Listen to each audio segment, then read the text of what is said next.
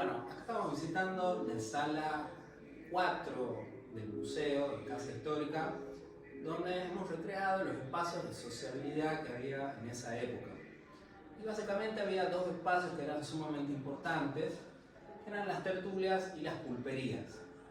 Las tertulias eran reuniones que se hacían en las casas de las principales familias, podríamos decir que eran reuniones de la élite, donde se tocaban instrumentos, como ser por ejemplo el piano o el arpa.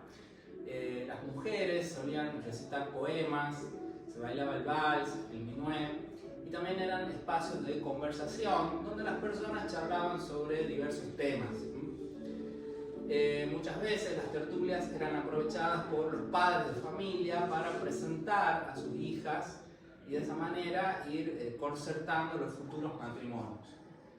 A partir de los tiempos de la Revolución, las tertulias van a adquirir una tonalidad más política. Obviamente, la Revolución va a convulsionar totalmente a esa sociedad rioplatense, entonces los temas de discusión habituales se van a convertir, por ejemplo, la política, los gobiernos, la guerra, la situación económica. Eso va a entrar de lleno, digamos, en las conversaciones cotidianas y las tertulias van a adquirir este tono más político.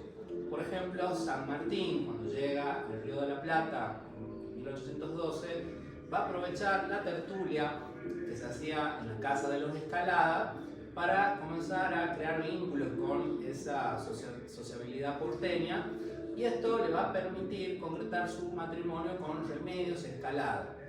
Muchos historiadores sostienen que es un matrimonio no basado en las cuestiones, digamos, amorosas, sino más bien que San Martín vio la posibilidad de conectarse con los Escalada para ir generando un vínculo político que le permita introducirse en la Revolución.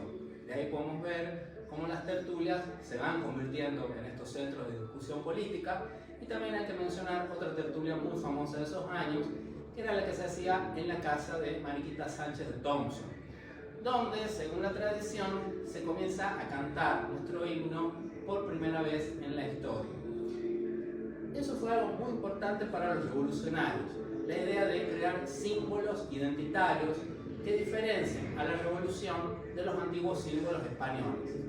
Por ejemplo, los patriotas van a crear una escarapela, después Belgrano en 1812 va a crear la bandera, en 1813 se reúne en Buenos Aires una asamblea que es conocida como la Asamblea del Año 13, que sanciona la creación de la primera moneda patria, y el 11 de mayo de 1813 sanciona digamos, lo que sería nuestro himno nacional, que en esa época todavía no se conocía como himno, sino como marcha patriótica, que tenía una letra mucho más extensa del himno que cantamos en la actualidad. Era un himno con muchas frases ofensivas hacia España, porque fue concebido como una marcha militar, una marcha guerrera, donde en muchas de sus frases dice, por ejemplo, a los pies de Buenos Aires está rendido el altivo e ibérico león. La idea era que los soldados, cuando vayan al frente de batalla, en sus marchas vayan cantando este himno y generando sentimientos identitarios con el proceso revolucionario. El otro espacio de diversión, mucho más popular, eran las pulperías. Las pulperías eran, podríamos decir, como almacenes donde la gente podía comer, tomar algo. Se bebían diversas bebidas alcohólicas, como por ejemplo el anís, el coñac, el ron. También se podía comer, jugar a los naipes, jugar a las bochas, a las tabas. Si algún paisano entraba, por ejemplo, con la guitarra, por ejemplo, podía ser un recitado.